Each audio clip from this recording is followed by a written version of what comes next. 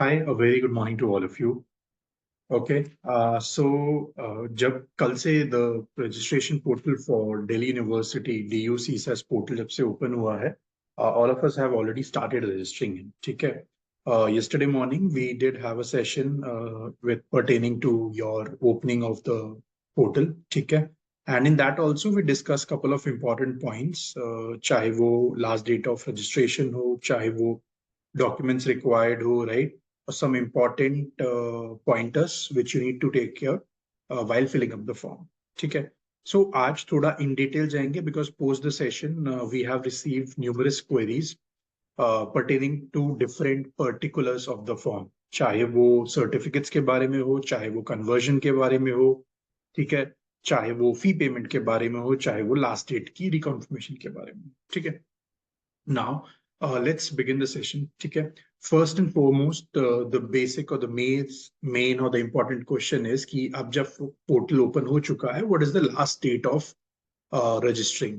ठीक है. तो अगर आप यहाँ पे notice करो, now you have an official notice, जबकि ये date I told you yesterday itself कि 25th of May, 25th of May is the last date of filling up the form. ठीक है. Now, अब आपके पास officially भी एक notice है जहाँ पे they have categorically mentioned, which was released actually yesterday only, later half में, कि आपका पोर्टल खुला 25 तारीख को, which was on Thursday, and the registration closes on 25th of May, which is a Saturday, 11:59 PM, 25th of May. Cool. So ये रहा आपका registration closure का date, official closure. ठीक है. Make sure आप last moment तक delay ना करें and you complete your entire registration way before that. ठीक है. Point 1 done. ठीक है. अब आ जाते हैं important pointers related to the conversion या कैसा रहेगा सारी चीजें वो. अब यहाँ पे they themselves have mentioned very clearly कि आपको जो कन्वर्जन्स होंगे आपके मार्क्स के वो कैसे रहेंगे and how you have to do it. ठीक है. Let's read this. One second, I just tell you the page number. हाँ, द पेज नंबर ऑल्सो अगर आप चाहोगे तो बुलेटिन में आप जाओगे, information bulletin on the DUPG का पोर्टल, वहां पे भी आप देख सकते हो. Because I had to literally search वैसे कल, क्योंकि काफी सारे बच्चों को क्वेरी थी, तो I thought of just going through it. क्योंकि यूजुअली जब वो बुलेटिन या ब्रोशर रिलीज करते हैं, दे मेक श्योर कि मेजोरिटी ऑफ द इंफॉर्मेशन जितना पॉसिबल हो, जो उनको लगता है बच्चे के मन में डाउट आ सकता है, they put it in the brochure. ठीक है. So now academic in the academic section जो आपका application form होगा वहां पे the candidate will provide the details of the graduation slash post graduation qualifying degree जो भी वहां पे आपकी requirement रहेगी depending upon your course. ठीक है. और equivalent which determine his or her eligibility. ठीक है. तो वो ये कहना चाह रहे हैं आप सारी डिटेल्स अपनी जो academic डिटेल्स है वो वहां पे आप शेयर करोगे in the academic section. Now, the percentage obtained in the qualifying degree must be stated. ठीक है. अब जब हम फॉर्म भर रहे हैं तो हर जगह they are asking about the numbers to be in percentage. ठीक है. जो marks it needs to be in percentage. But काफी टाइम से we all know there have been so many years कि now we follow either CGPA SGPA format in different colleges and universities. Fair enough. Now the point is कि हर university या college जो है, they are not following a common ground for calculating the CGPA and SGPA. ठीक है. So that is why they are trying to make sure कि आप अपने कॉलेज यूनिवर्सिटी के हिसाब से परसेंटेज में कन्वर्ट करके हमें नंबर दे दो हर एक, ताकि एक कॉमन वो मिल जाए कि हाँ परसेंटेज वाइज बच्चे के मार्क्स इतने हैं. ठीक है. बिकॉज हर एक का CGPA SGPA अलग अलग होगा, वो बैठ के उसको कैलकुलेट नहीं करेंगे. So what they have asked is कि आप अपने कॉलेज के हिसाब से जो भी कन्वर्जन रेट है, जो भी स्केल है, उसके हिसाब से आप कन्वर्ट करके परसेंटेज पे आप हमें वहां पे दे दो. ठीक है. अब ना, इन case of appear slash appearing, ठीक है, average percentage till the last semester examination should be provided. अब मैं हूँ लास्ट सेमेस्टर में. ठीक है. 6th सेमेस्टर में हूँ मैं, राइट. मेरे पास जो अभी पिछले महीने तो जाके मेरे पास आया है मेरे 5th सेम के मार्क्स. ठीक है. तो नाउ जो मैंने आप सभी को बोला कि जब भी वो आपसे मार्क्स मांगते हैं, ये कोई हार्ड एंड फास्ट रूल नहीं है कि आपको देने ही पड़ेंगे 6 सेमेस्टर तक के. अरे भाई, जब मैंने नहीं पढ़ा है, I am currently studying it, how can I provide you, right. So that is why they have asked कि जो भी आपका टिल लास्ट अवेलेबल सेमेस्टर है, ठीक है, टिल लास्ट अवेलेबल सेमेस्टर के जो मार्क्स हैं आप वो प्रोवाइड करोगे वहां पे। ठीक है, सो दिस अपीयर्ड अपीयरिंग इस केस में जो रहता है, you need to provide the marks for the average percentage till the last semester examination. तो आप फिफ्थ सेमेस्टर तक दे सकते हो, because most likely all of you have your marks till the last semester examination. ठीक है, which is your fifth, because six में आप अभी हो, आप एग्जाम दोगे and so on, that's why you are appearing और अपीयर्ड और still awaiting for your results. कहीं कहीं एग्जाम हो भी सकते हैं। ठीक है, सो हाँ, if the marks are if the marks in the qualifying degree are in CGPA, the candidate must convert the CGPA to equivalent percentage as per the CGA conversion rules of the university from which you are qualifying. ठीक है, वही जो मैंने आपको starting में बोला, आप जिस यूनिवर्सिटी से आ रहे हो उस पे क्या कन्वर्जन रेट चल रहा है, किस स्केल पे कन्वर्जन है ऑफ सीजीपीए एसजीपीए। ठीक है, यहाँ पे they are asking for CGPA, right. तो मेक श्योर आपके पास जो मार्क्स हो दे इन योर यूनिवर्सिटी या college they are as per CGPA, ताकि आपको थोड़ा इजी रहे in terms of conversion to the percentage. तो यहाँ पे कैटेगरिकली मेंशन्ड है कि the candidate must convert the CGPA to an equivalent percentage. ठीक है, CGPA to an equivalent percentage as per the conversion rule of your university from which the qualifying degree has to be obtained. ठीक है, तो आपको make sure करना है, अपने वहां पे चेक करो कि क्या कन्वर्जन रूल है आपकी यूनिवर्सिटी में, चाहे वो प्राइवेट हो, गवर्नमेंट हो, कोई भी हो। ठीक है, अब यहां पे देखते हैं, the candidate must select each term in which he or she has appeared, pass the qualifying examination, enter the percentage marks of every semester slash year अगर आप annual mode में हो। Of course अभी भी कुछ यूनिवर्सिटीज हैं, they are as per the yearly basis और annual basis उनका सिस्टम चलता है, year 1 year 2 year 3। बाकी वहीं कुछ यूनिवर्सिटीज हैं, they follow the semester approach, sem 1 2 3 4 5 6। ठीक है, बीच में एक टाइम था जहां पे DU was also following an annual approach, but again they shifted back to the semester approach. So मोटा मोटा they are aligned, they are considering कि हाँ कुछ यूनिवर्सिटीज हो सकती हैं जो एनुअल बेसिस पे भी होंगी, so they have considered and written them separately. ठीक है, the percentage of the marks must be entered 2 decimal places. Rounding off is not allowed. The marks entered will be used for the purpose of tie breaking. अब ये जो point है ये बहुत important है, और शायद से in case of masters in economics at Delhi University काफी काम आएगा इस साल। I am assuming that because of the scores. ठीक है, honestly because of the scores कुछ मार्क्स होंगे, कुछ हाईलाइटेड नंबर्स होंगे in terms of marks of course, कि जहां पे there are many students sitting on the same number. ठीक है, इट कैन बी अराउंड 262 261, कोई भी नंबर हो सकता है। ठीक है, there is a chance, I feel that. तो यहाँ पे टाई ब्रेकर जब होगा तो they will see the marks आपके क्वालिफाइंग डिग्री के। ठीक है, which is a bachelors in your case. ठीक है, अब दे हैव मेंशन कि बॉस आपको 2 डेसिमल प्लेसेस तक परसेंटेज रखना है अपना, 2 डेसिमल प्लेसेस तक। For example I am getting a percentage of 86.91। ठीक है, तो आपको बकायदा वो 0.91 लिखना है, 86.91 लिखोगे, rather than rounding it of and saying 87%।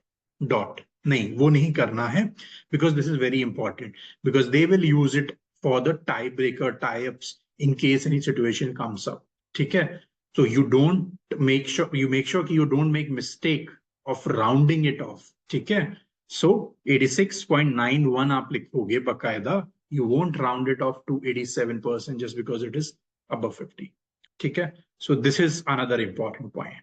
ठीक है, अब यहां से एक छोटा सा प्यारा सा डब्बा बना के उन्होंने एक इंफॉर्मेशन दी है, that is very important, and this is the reason why many students have issues in terms of asking कि हमें at least in case of university of Delhi क्या करना है, बिकॉज काफी सारे बच्चे दिल्ली यूनिवर्सिटी से हैं, तो उनके केस में क्या है। So they have taken care, because ये अभी आप रजिस्टर कहाँ कर रहे हो, दिल्ली यूनिवर्सिटी के पीजी प्रोग्राम के लिए कर रहे हो, तो उन्होंने अपने एंड से बता दिया कि अगर हमारे यहाँ से कोई DU का कोई बच्चा अगर कर रहा है तो उसे अपने फॉर्म में किससे क्या करना है। ठीक है, किससे मल्टीप्लाई करना है for the bachelors marks for the conversion to percentage. ठीक है, तो वो लिखते हैं the final percentage of marks percentage for the student graduating from university of Delhi from 2022 from 2022 academic session 22-23 shall be calculated as a grand CGPA. Cumulative of the grand points average will be multiplied by factor of 10. तो जो बच्चे university of Delhi से from 2022-23 academic session से हो रहे हैं, so they will have to multiply by the factor of 10. ये as per the information bulletin है। आप इसको जैसे इंटरप्रेट करना चाहो आप कर सकते हो।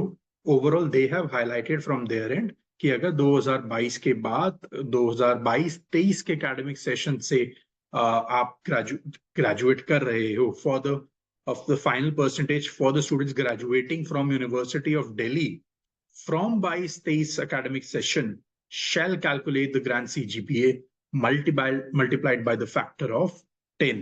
तो जो आपका CGPA है, अगर आप इस टेन्योर के बाद ग्रेजुएट कर रहे हो, then it has to be multiplied by 10. ठीक है, else if I'm not wrong it is supposed to be done by 9.5. ठीक है, ये स्पेसिफिकली उन्होंने यूनिवर्सिटी ऑफ दिल्ली के केस में बता दिया है, right. So this is one thing, right. So ये वाला पॉइंट हमारा हो गया है क्लियर। कुछ भी इंफॉर्मेशन अगर आपको लगती है it's not crystal clear from the information bulletin, ठीक है, आई एम टॉकिंग अबाउट चाहे आप DU के बच्चे हो या नॉन DU के बच्चे हो, आप एक बारी कन्वर्जन जो रेट है अपने क्लास के किसी फैकल्टी से पूछ सकते हो, अपने डिपार्टमेंट हेड से पूछ सकते हो टू रिकन्फर्म। ठीक है, just to reconfirm the things कि हाँ ऐसा ऐसा है, because many students would be going to them. अगर आप as a group जाओगे so they will be more than happy to help you and sort it out for you. ठीक है, for the confidence purpose you can do that as well. ठीक है, okay. ठीक है, अगला पॉइंट जो है which is हाँ confirming preferences, हाँ candidate specific upload and payments. ठीक है, अब यहाँ पे जो मैंने आपको कल भी दिखाया था मॉर्निंग में कि at the end of the information bulletin बहुत सारे ना फॉर्मेट्स दिए हुए हैं, बहुत सारे फॉर्म्स दिए हुए हैं जो आपको अपनी एप्लीकेशन फॉर्म में जाके अपलोड करने पड़ेंगे एट डिफरेंट स्टेजेस। ठीक है, नेमिंगली पहला, candidate will have to submit a migration slash undertaking of migration certificate ID card issued by the latest Institute of Delhi University of Delhi as per the selected eligibility criteria for each program. तो आपको migration certificate या फिर उसकी undertaking या फिर ID card जो भी आपके इंस्टीट्यूट ने आपको इशू किया है आप वो वहां पे अपलोड कर सकते हो। अब इंटरेस्टिंग पार्ट क्या है इसमें कि अगर आपके पास फॉर एग्जांपल आप चाहो तो अपना कॉलेज का ID कार्ड भी अपलोड कर सकते हो, जहां पे they are asking you about the migration certificate. अगर आपके पास नहीं है, आपका इंस्टीट्यूट देने में टाइम लगाता है या कुछ भी रीजन है, so they have given you a very easy option out which is your ID card. ठीक है, अब बॉस लिखा तो उन लोगों ने ही है अपने इंफॉर्मेशन बुलेटिन में, so they can't neglect it, they can't skip it, even if you upload ID card they will have to accept it. ठीक है, this is what I am trying to say. Second, candidate whose result not been declared on the announcement of okay CSAS will have to submit an undertaking of fulfilling. It's very simple. अब मेरा हम एक आध almost 1-2 हफ्ते से wait कर रहे हैं कब पोर्टल खुलेगा और कब पोर्टल खुलेगा। ठीक है, अब पोर्टल खुल गया बट मेरा जो रिजल्ट है वो अभी तक नहीं आया है। ठीक है, so I am still in a waiting kind of list, right. मुझे नहीं पता मेरा क्या सीन रहेगा, मेरे कितने मार्क्स रहेंगे फाइनल, क्या स्कोर रहने वाला है, चीजें अभी क्लियर नहीं है बिकॉज मेरा फाइनल स्कोर अभी नहीं आया है, right. So in that case very simple option they have given you कि बॉस आप अपना अंडरटेकिंग भर दो which is an undertaking of fulfilling the minimum eligibility criteria, कि हाँ मैं ये अंडरटेकिंग ले रहा हूँ, मैं ये कॉन्फर्मेशन दे रहा हूँ अपने एंड से कि I am fulfilling the eligibility minimum eligibility criteria as stated by my specific program at Delhi University. ठीक है, that is qualifying the examination on and before 31st of October. अब आप देखो interestingly they have given you quite a good amount of time to submit all your minimum eligibility criteria documents, which is 31st of October. मई, जून, जुलाई, अगस्त, सितंबर, अक्टूबर, 6 महीने. मई, जून, जुलाई, अगस्त, सितंबर, अक्टूबर, मोटा मोटा 6 महीने they have given you to submit your documents to specify, to satisfy your minimum eligibility criteria. ठीक है.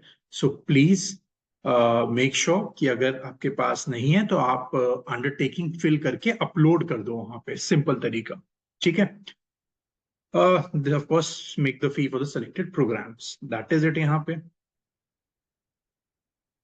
अब आ जाते हैं अपलोड्स पे. ठीक है. कोशिश कर रहा हूं कि जितने क्वेश्चंस आपके आ रहे हैं with respect to any section और particular of the form I am able to answer it. ठीक है. अब आ जाते हैं हम इधर अपलोड्स पे. Candidate must upload the relevant documents required. अब आपको पता है हर एक स्टेज पे in the application form, right, हर एक स्टेज पे of the application form they require certain uploading of documents. चाहे वो मार्क्स का हो, चाहे वो पर्सनल हो, चाहे वो कैटेगरी हो, कुछ भी हो सकता है. They are asking you to upload certain certificates और डॉक्यूमेंट्स. सबसे foremost they should be in readable form. ये मैंने कल सुबह भी आपको बताया था. ठीक है. दूसरा point that they have to be the latest ones. आप 1-2 साल पुराने नहीं डाल सकते. ठीक है. ये दो चीजें बहुत इंपॉर्टेंट है. Now the name of the candidate claiming the reservation under the different categories must match with the name that appears in the corresponding qualifying certificate. जो सर्टिफिकेट आप सबमिट करोगे उससे नाम मैच एग्जैक्ट होना चाहिए. दूसरा, in the CUET PG form उससे भी मैच होना चाहिए. तभी मैंने आपको बोला था प्लीज मेक श्योर कि जो भी डिटेल्स आप इन फॉर्म्स में भरो, ये सारी चीजें ना, they should go in symmetry, they should match each other, right. So that is very important. तो चाहो या आपने ऑलरेडी अगर कर लिया है तो you could have taken out the print out of your CUET PG का फॉर्म एप्लीकेशन का साइमल्टेनियसली देख के आप you could have just done it. Copy paste करके भी कर सकते थे, so that there is no difference. That is one of the options. Now similarly the parents name must match in the certificates. ठीक है. तो कहने का मतलब ये है कि of course names will match but make sure the spellings also match. ठीक है. कोई भी डिस्क्रिपेंसी अगर होती है it will be outrightly rejected. Simple. The candidate shall be responsible for the quality, authenticity of the certificate uploaded. He or she must take utmost care while uploading the document certificate are authentic and accurate. ठीक है. कुछ भी गलती से भी wrong certificate मत upload करना. They won't consider it. If any false attestation, falsified records are detected, the candidates will be disbarred from the University of Delhi or its college, and of course, the penal action will be taken against the candidate. No fee will be refunded. That's actually a penal offense in case अगर आप इन certificates को forge करते हो, inaccurate information डालते हो, that's a penal offense. ठीक है. No undertaking in lieu of incomplete non-availability of certificates will be accepted. अब यहाँ हमने पहले देखा कि मिनिमम एलिजिबिलिटी क्राइटेरिया में अंडरटेकिंग है आपके पास. ठीक है. वहां पे आप अंडरटेकिंग दे सकते हो, पर यहाँ पे कोई अंडरटेकिंग नहीं चलेगा.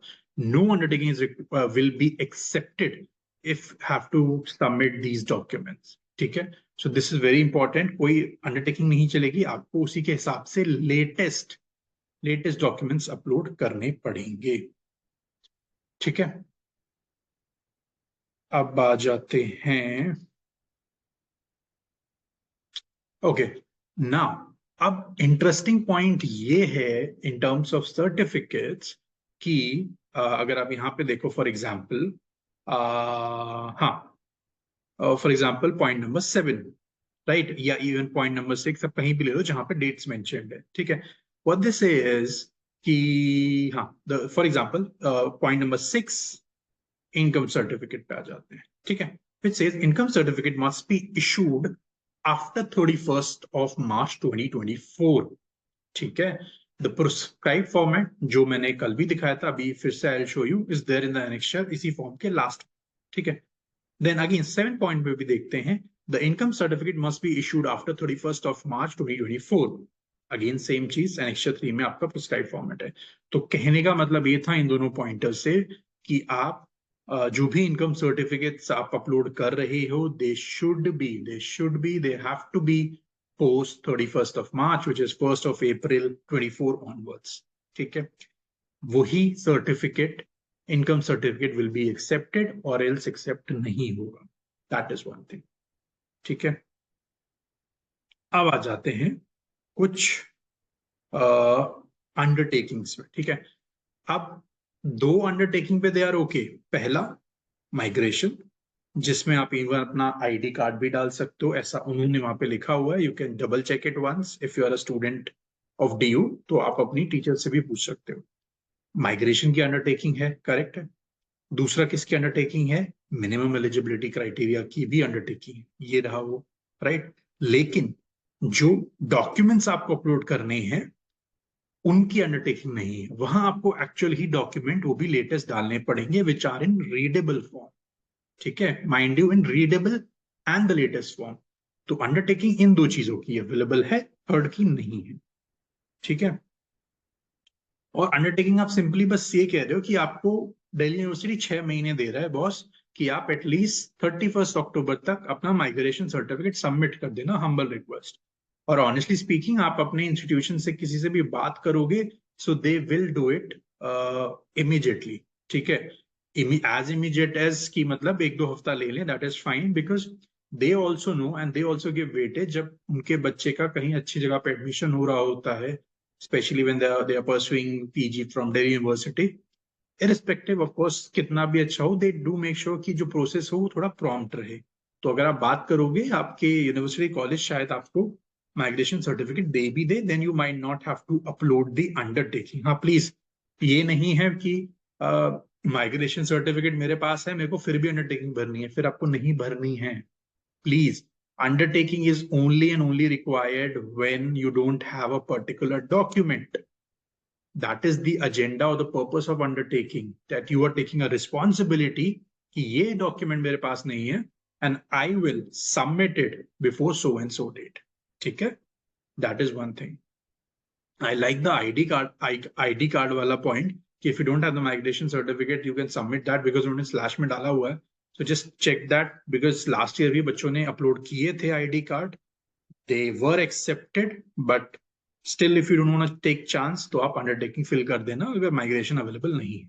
ठीक है, दिस इज बेसिक थिंग, कुछ नहीं. हाँ, यहाँ पे से आप गवर्नमेंट डॉक्यूमेंट कोई भी डाल दो, आधार, पैन. ऑफ कोर्स पता नहीं आधार पैन कार्ड कब से आईडी प्रूफ भी एक्सेप्ट करने लगे, but that's okay as long as they are accepting it. Aadhaar डाल दो, पासपोर्ट, डीएल, कुछ भी तब डाल सकते हो. ठीक है, अब अगले पे आ जाते हैं, which is minimum eligibility criteria. Same चीज, अगर आप अवेटिंग में हो, अपीयरिंग में हो, तो आपको ये भरना पड़ेगा. ठीक है, जो कि majority final year students would be, so they will have to fill this undertaking. ठीक है, जहां पे आप अपना मिनिमम एलिजिबिलिटी क्राइटेरिया का डॉक्यूमेंट अपलोड करोगे. ठीक है, यहाँ पे भी आपको 6 महीने दिए गए हैं, which is good in. Cool. Same government document, my ID, place, state वो डाल दो, that is it. Now what I wanted to show was, एक लास्ट बस मैं आपको ना हाँ, ये रहा इनकम सर्टिफिकेट शायद. हाँ, यहाँ पे they are giving you option that has to be the latest one. ठीक है, तो आई गेस इनकम सर्टिफिकेट में if there is two kind of options. ठीक है, पहला होता है कि आप अपना इनकम प्रूफ दो. ठीक है, अगर ऐसा कुछ होता है then you can go for ITR filing of any of your parents. Need not be both, आप किसी भी एक पेरेंट का डाल सकते हो.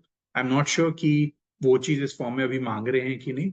द अदर ऑप्शन इज कि ये जो फॉर्म दिया हुआ that is for the EWS students, economically weaker section, उनके लिए they have asked for income and asset certificate to be produced. ठीक है, तो ये फॉर्मेट उन्होंने दिया हुआ है, they can fill that and upload it accordingly.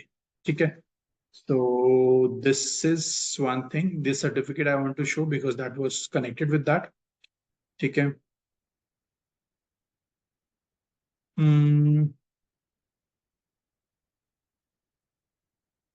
हाँ, ये अगर कहीं पे कुछ पूछते हैं तो आप मेरे को बताना, पूछना अगर आपको कहीं पे डालना है economic educational concession certificate, and it is done. ठीक है, I just want to show you these which I already showed, migration, minimum, and the format for the EWS income and asset certificate. So this is it. This is it from this particular session. I hope many of the students' query were addressed and answered. ठीक है.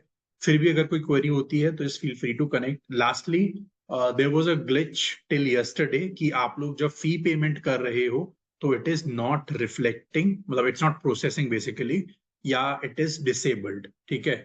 So it's not active. तो कल तक था, later half में it got sorted. There was some sort of glitch. ठीक है.